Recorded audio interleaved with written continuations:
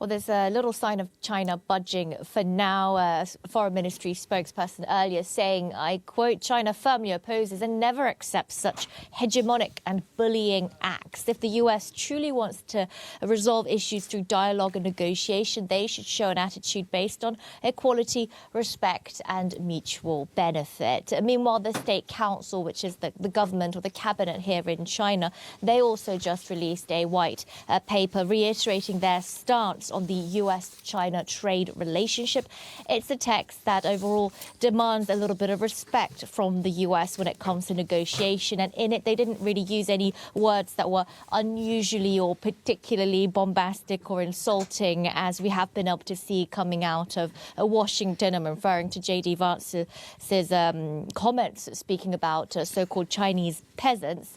Thursday, Beijing's promised retaliatory tariffs of 34% on US goods are set to kick in. We'll have to wait and see if they add anything extra on top of that in reaction to Donald Trump's extra 50%, because now we have, as we've been saying, 104% in duties on Chinese goods now.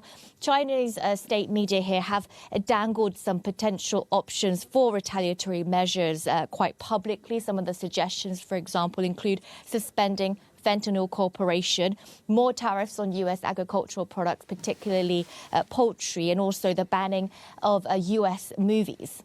What does it actually mean in practice there, Yena? Well, we've already seen the immediate effects on markets here in China. It was a Black Monday for Hong Kong. Mainland stocks also not doing well either since. They've all yet to recover from their losses. And this Wednesday, again, major indexes sank. If the US and China fail to come up with some sort of compromise, then this 104% tariff could stick. And we're talking about 104% on top of some existing duties on some products already. So the situation is rather dire for Chinese exporters who relied on the US market. We spoke to one factory owner just now who told us that he's stuck in limbo, quite unsure what to do right now. And he is researching ways to expand to different countries such as Mexico. Another person we spoke to said he'd already been turning away from the US market for a few years now. So obviously quite relieved then by the choices he's already made. When it comes to such steep tariffs, there's only so much you can do to pass it on to the consumer. At some point, manufacturers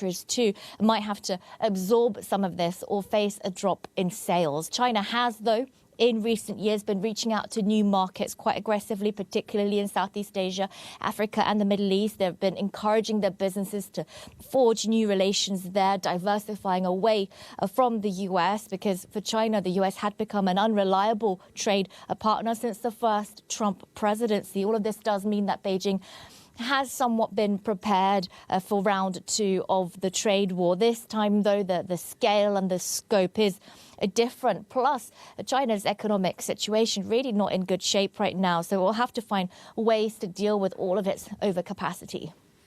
Yena,